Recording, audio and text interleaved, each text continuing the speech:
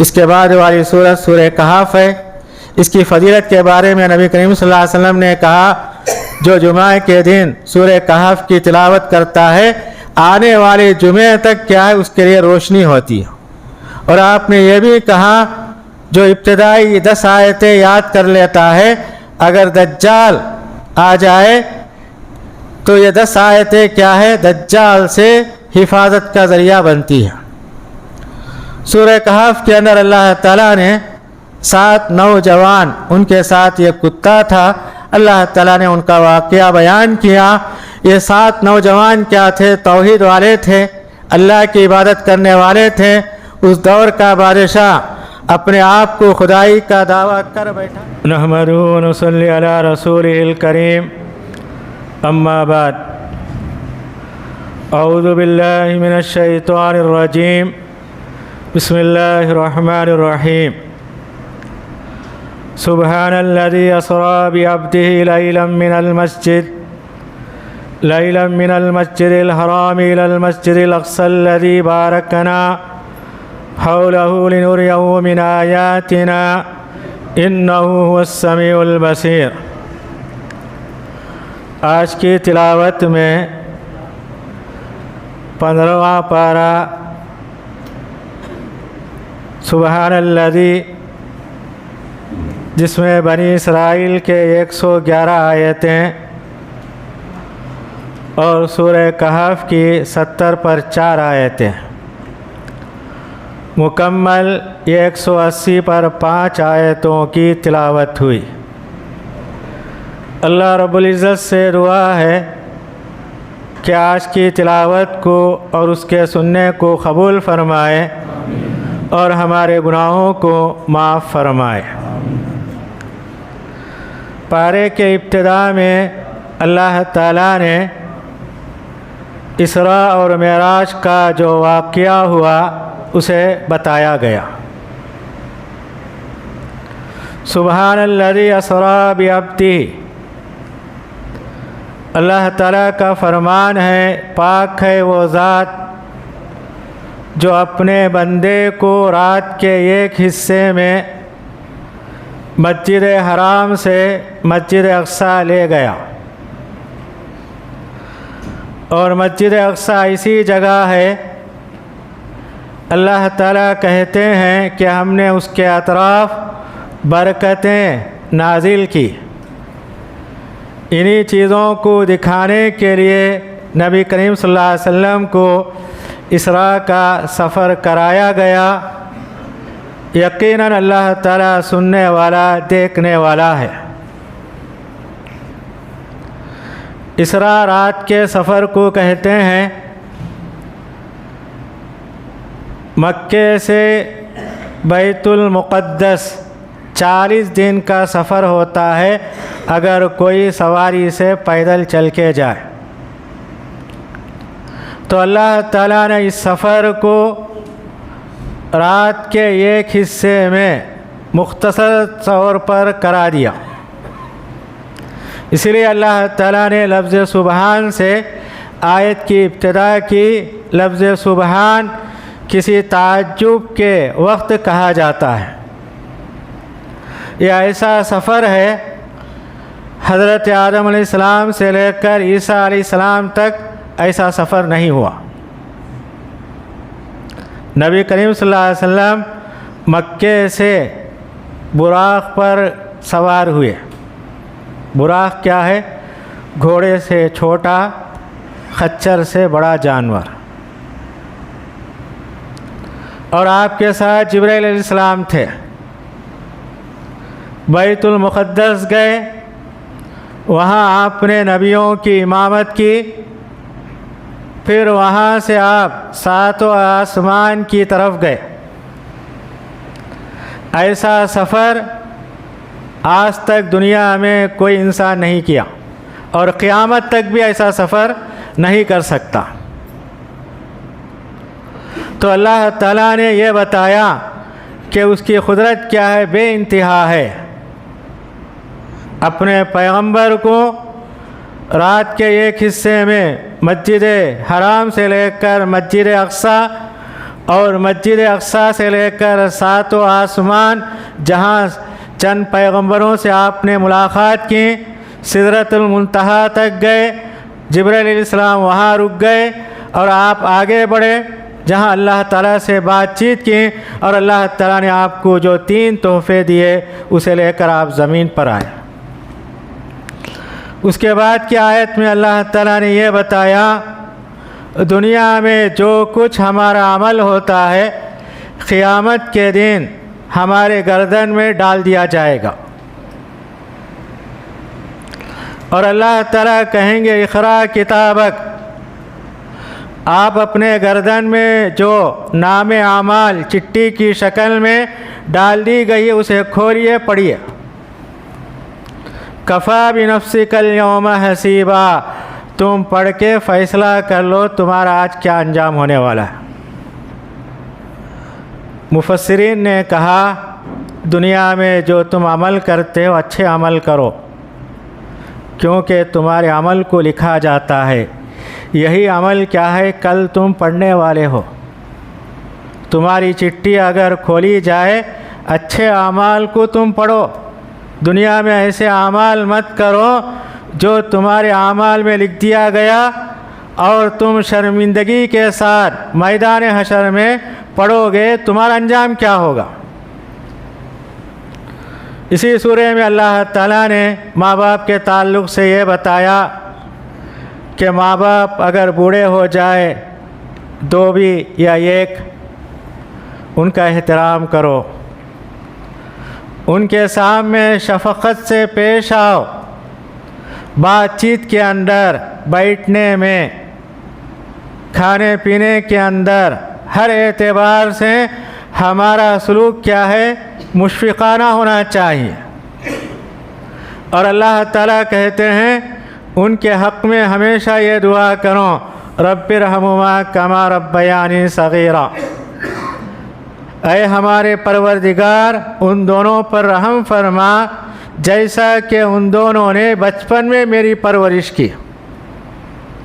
مفسرین نے کہا اللہ تعالیٰ یہ نہیں کہا کہ تم ان لوگوں کے لیے دعا کرو، دعا کا لفظ بھی اللہ تعالیٰ سکھا دیا۔ مفسرین کہتے ہیں جب اللہ تعالیٰ دعا ہم کو سکھا دیا، وہی دعا ہم پڑھتے ہیں کہ اللہ تعالیٰ قبول نہیں کرے گا؟ ضرور قبول کرے گا۔ تو اللہ تعالیٰ نے یہ دعا سکھا دی رب ارحمہما کما ربیانی صغیرا، اے ہمارے پروردگار ان دونوں پہ رحم فرما جیسا کہ ان دونوں نے مجھے بچپن میں پرورش کی۔ اس کے بعد اللہ تعالیٰ نے یہ بتایا ہمارے پاس دولت ہے، اسے اسراف نہیں کرنا چاہیے۔ وَلَا تُبَذِّرْ تَبْذِيرًا، جتنی ضرورت ہے اتنا خرچ کرو۔ اور اللہ تعالیٰ کہتے ہیں ان المبذرین کانوا اخوان الشیاطین، اسراف کرنے والے شیاطین کے بھائی ہیں۔ اور اللہ تعالیٰ نے بتایا نیک لوگ کیا کرتے ہیں، نہ اسراف کرتے ہیں نہ بخیلی کرتے ہیں، درمیانی راستہ اختیار کرتے ہیں۔ کئی احادیث کے اندر نبی کریم صلی اللہ علیہ وسلم نے بتایا درمیانی راستہ اخراجات کے اندر اختیار کرنا آدھی زندگی ہے۔ ضرورت ہے خرچ کیجیے، اس کے اندر اسراف کی ضرورت نہیں، بخیلی کی ضرورت نہیں، جتنی ضرورت ہے اتنا خرچ کیجیے۔ اللہ تعالی ہم سے یہی چاہتے ہیں۔ اسی سورہ کے اندر اللہ تعالی یہ کہتے ہیں کائنات کی ہر چیز کیا ہے، اللہ کی تسبیح بیان کرتی، چاہے نباتات ہو، جمادات ہو، پرندے ہو، پتھر ہو، کنکر ہو، پہاڑ ہو، ہر چیز کیا ہے اللہ کی تسبیح بیان کرتی ہے۔ اور اللہ تعالیٰ کہتے ہیں کس انداز سے وہ اللہ کی تعریف بیان کرتی ہے تم کو سمجھ نہیں آتی، تم کو معلوم نہیں ہوتا۔ مفسرین نے کہا ہم جہاں رہتے ہیں گھر کے اندر باہر وہاں بھی کنکر ہوتے ہیں، جانور ہوتے ہیں، وہ لوگ کیا ہے تسبیح بیان کرتے ہیں، ہم کیا ہے خاموش رہتے ہیں۔ تو ہم کیا ہے اس سے زیادہ اللہ کی تسبیح بیان کرنا، جبکہ دوسری مخلوقات کیا ہے؟ اللہ کی تسبیح بیان کرتی ہیں۔ کوئی مخلوق ایسی نہیں ہے جو اللہ کی تسبیح کیے بغیر خاموش رہتی ہوں۔ انسان ایک ہی خاموش رہتا ہے، ضرورت پر کیا ہے زبان ہلاتا ہے، اس کے بعد خاموش رہ جاتا۔ اس کے بعد اللہ تعالیٰ اس سورہ کے اندر یہ کہتے ہیں کہ اللہ تعالیٰ قیامت کے دن نبی کریم صلی اللہ علیہ وسلم کو جنت کا اونچا مقام محمود عطا کرنے والا ہے۔ نبی کریم صلی اللہ علیہ وسلم نے کہا قیامت کے دن ہر پیغمبر کی یہ تمنا ہوگی وہ مقام مجھے مل جائے۔ نبی کریم صلی اللہ علیہ وسلم نے کہا مجھے امید ہے کہ اللہ تعالیٰ وہ مقام مجھے دے گا۔ تو آپ نے کہا اذان کے بعد جو دعا پڑھی جاتی ہے اس کے اندر ہم اسی چیز کی درخواست کرتے ہیں اللہ تعالیٰ سے، آتی محمد الوسیلۃ والفضیلہ، ریز ہو جاؤں گا۔ اللہ تعالیٰ کہیں گے آپ سر اٹھائیے، آپ جو چاہے سوال کیجیے، آپ کے سوال کو پورا کیا جائے گا۔ اگر آپ کسی کے بارے میں شفاعت کرنا چاہتے ہیں آپ کی شفاعت پوری کی جائے گی۔ نبی کریم صلی اللہ علیہ وسلم نے کہا جو اذان کے کلمات کا جواب دیتا ہے، درود پڑھتا ہے، اس کے بعد دعا کرتا ہے جس کے اندر نبی کریم صلی اللہ علیہ وسلم کو مقام محمود کے لیے دعا کرتے ہیں، تو نبی کریم صلی اللہ علیہ وسلم کہتے ہیں قیامت کے دن میری شفاعت اس کے لیے واجب ہو جائے گی۔ اسی سورہ کے اندر بتایا گیا لوگ نبی کریم صلی اللہ علیہ وسلم سے سوال کرتے ہیں انسان کی روح کیا ہے، تو اللہ تعالیٰ اس کا جواب دیتے ہیں روح کیا ہے؟ اللہ کے قبضے میں ہے۔ ہر ایک کی روح کیا ہے؟ اللہ کے قبضے میں ہے۔ اور اللہ تعالیٰ کہتے ہیں تمہیں تھوڑا علم دیا گیا، اس کے بارے میں تم نہیں جان سکتے۔ تو اللہ تعالیٰ ہم کو جتنا بتایا اسی کو جاننا چاہیے، اس سے آگے جو چیزیں ہیں جس کے متعلق ہمیں سمجھ نہیں آتی ہے اس کے بارے میں سوال نہیں کرنا چاہیے۔ اسی سورہ کے اندر یہ بتایا گیا قرآن کیا ہے؟ اللہ کی کتاب ہے۔ اگر دنیا کے سارے انسان جنات مل کر قرآن جیسی کتاب نہیں لا سکتے، یہ اللہ کا وعدہ ہے، چیلنج ہے، اور قیامت تک سارے انسان جنات مل کر قرآن جیسی کتاب ہمارے سامنے دنیا کے سامنے پیش نہیں کر سکتے۔ اسی سورہ کے اندر اللہ تعالیٰ نے ان لوگوں کا جواب دیا جو لوگ کہتے ہیں مرنے اللہ تعالیٰ بنا سکتا ہے۔ یہ 7 آسمان، یہ 7 زمین چھوڑ کر اللہ کی قدرت ایسی ہیں، اور 7 آسمان اور 7 زمین یعنی بوسیدہ ہو جاتے ہو خبر کے اندر کہ اللہ تعالیٰ تم کو پیدا نہیں کر سکتا، جو اتنے بڑے آسمانوں کو زمین کو دوبارہ پیدا کرنے والا ہے، کیا اس کے لیے قدرت نہیں ہے کہ مرنے کے بعد انسان کو پیدا نہیں کرے گا؟ اس کے بعد والی سورۃ سورہ کہف ہے۔ اس کی فضیلت کے بارے میں نبی کریم صلی اللہ علیہ وسلم نے کہا جو جمعہ کے دن سورہ کہف کی تلاوت کرتا ہے آنے والے جمعہ تک کیا ہے اس کے لیے روشنی ہوتی ہے۔ اور آپ نے یہ بھی کہا جو ابتدائی 10 آیتیں یاد کر لیتا ہے اگر دجال آ جائے تو یہ 10 آیتیں کیا ہے دجال سے حفاظت کا ذریعہ بنتی ہے۔ سورہ کہف کے اندر اللہ تعالیٰ نے 7 نوجوان، ان کے ساتھ یہ کتا تھا، اللہ تعالیٰ نے ان کا واقعہ بیان کیا۔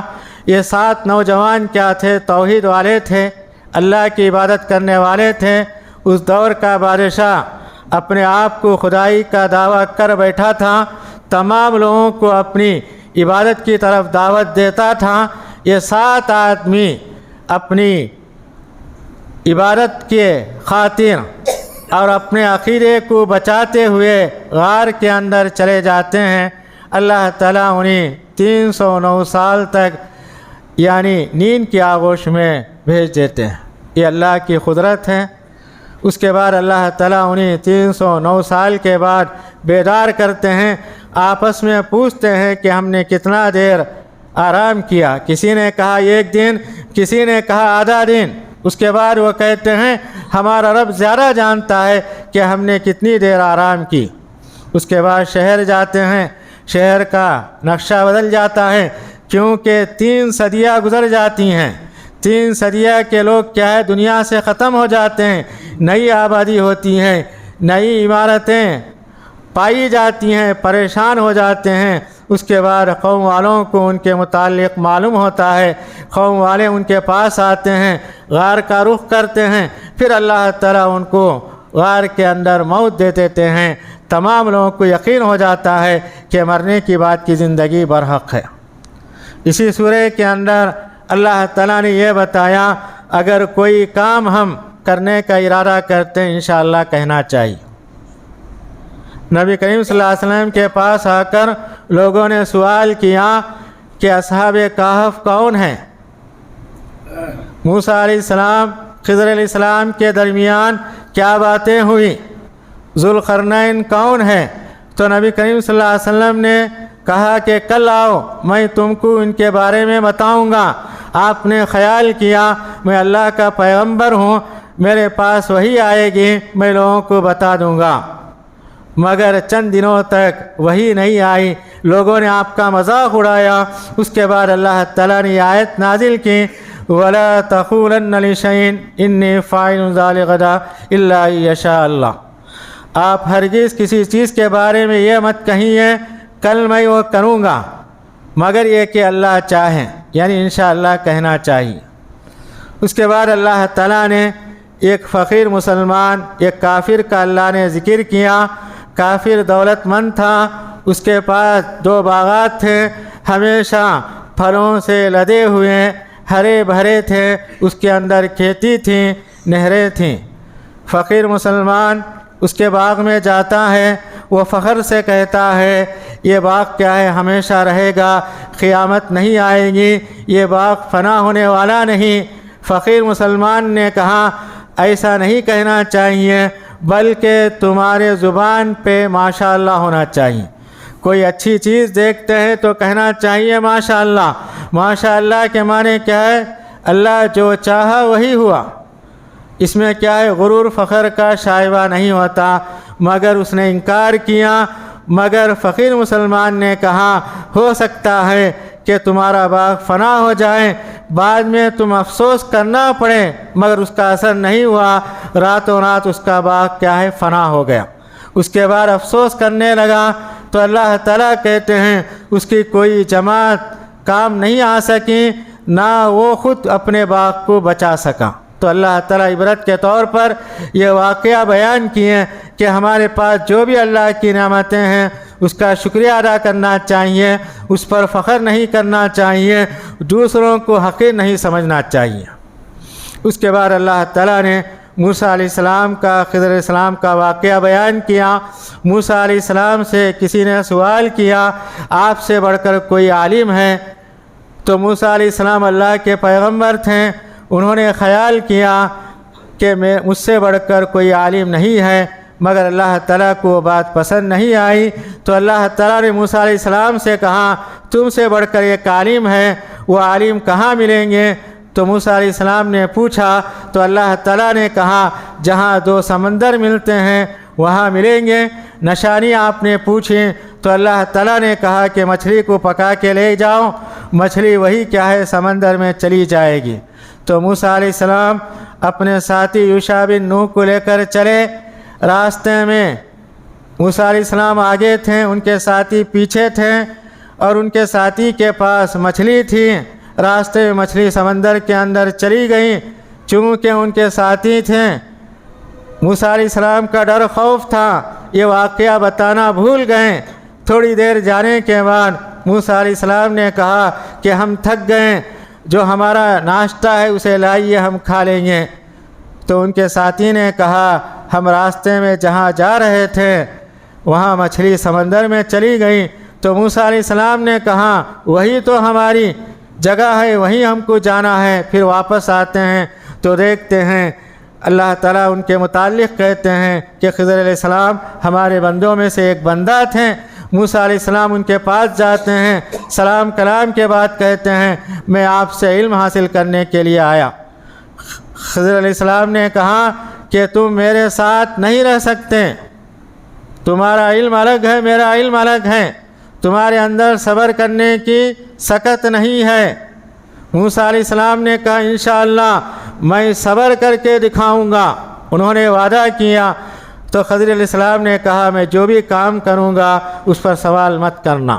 دونوں مل کے ساحل پر جا رہے تھے، یہ کشتی آئی، کشتی والوں نے ان کو سوار کرا لیا تو خضر علیہ السلام کشتی کی جو تختے تھے اسے انہوں نے بگاڑ دی، توڑ دیا۔ موسیٰ علیہ السلام کو غصہ آیا کیونکہ ان کی شریعت کے اندر کسی کو نقصان پہنچانا غلط تھا، مگر خضر علیہ السلام نے جو کچھ کیا اللہ کے حکم سے کیا، بعد میں اس کی تعویل وہ بتاتے ہیں۔ تو موسیٰ علیہ السلام نے ان سے جھگڑا کیا، کہا کہ تم نے ایسا کیوں کیا؟ تو خضر علیہ السلام نے کہا میں نے تم سے کہا تھا کہ مجھ سے سوال مت کرنا۔ تو موسیٰ علیہ السلام نے کہا مجھ سے غلطی ہو گئی، معاف کر لو۔ اس کے بعد کشتی سے اترے، جا رہے تھے، ایک بچہ کھیل رہا تھا، اس کی گردن انہوں نے الگ کر دی۔ تو موسیٰ علیہ السلام نے اعتراض کیا ایک ناحق بچے کو تم نے قتل کر دیا۔ تو خضر علیہ السلام نے کہا میں نے تم سے کہا تھا کہ تم میرے ساتھ صبر نہیں کر سکتے، اور تم سے میں نے یہ بھی کہا تھا کہ سوال مت کرنا۔ تو موسیٰ علیہ السلام نے کہا مجھ سے غلطی ہوگی، معاف کیجئے۔ اس کے بعد کا اور واقعہ 16 پارے میں ہے، انشاءاللہ کل بتایا جائے گا۔ آج کے پارے کے اندر یہ چند باتیں ہمارے سامنے آئی۔ اللہ رب العزت سے دعا ہے کہ قرآن پڑھنے سمجھنے اس کی تعلیمات پر عمل کرنے کی توفیق عنایت فرمائے۔ والسلام علیکم ورحمۃ اللہ وبرکاتہ۔